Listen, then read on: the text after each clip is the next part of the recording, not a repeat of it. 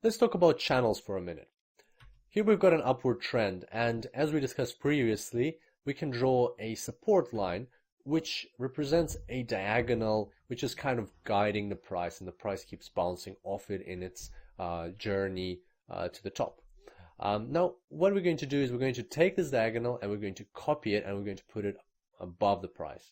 So there it is. It's got the same angle as the first one, and it's sitting on one of the highs of the price. So once again, as you can see here, the price is also bouncing off this diagonal as well, and bouncing downwards. The price is kind of moving in a channel or corridor. Now, what are we anticipating from the price going forward? Well, right now we are probably expecting for the price to bounce off the top border and then to go back up. This is where we would enter into a buy order. So once the price has bounced off, we would wait for it to hit this bottom border of the channel. We would enter into a buy order, and if the price goes in our direction, once it hits the top border again, that's when we would close our trade.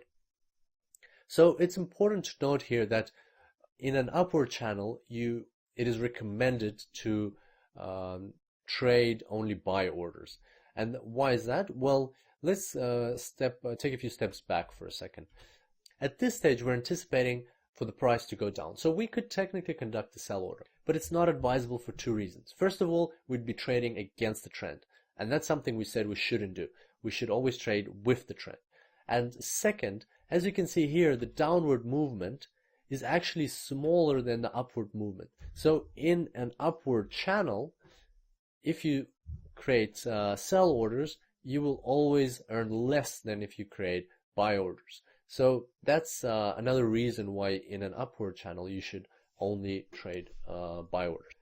Next, we're going to look at a downward channel. So here we've got a downward trend. We can draw a resistance line. If we copy that line, we can see that very often the price will also follow the copied line. So it won't break through it, it will bounce off that line.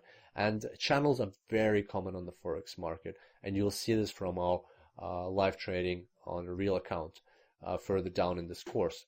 So here we're expecting the price to go up, then we'll conduct a sell order, and we'll close our order once the price reaches the opposite side of the channel.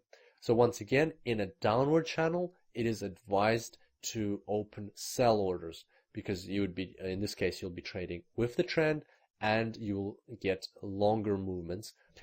And so those are the two main ways of trading channels. It's actually one way, but in two different types of channels. And it's always trading inside the channel. And more often than not, the price does stay in the channel.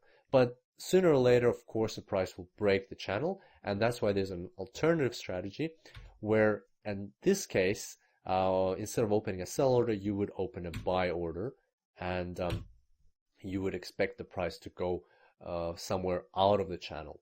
You would use this strategy when your other analysis is telling you that this channel is getting too old and the price is going to break through it. So when a channel is quite new, there's more chances that the price will stay inside. When the channel has been around for a while, the chances of the price breaking out are constantly growing. Both strategies are valid. Depends on the situation and what your other technical analysis tells you. So to sum up with channels, direction, trade with the channel, stay inside the channel. It's more likely that the price will bounce into the channel. There's an alternative strategy, which is a breakthrough strategy, and that is used when you expect the price to break free from the channel.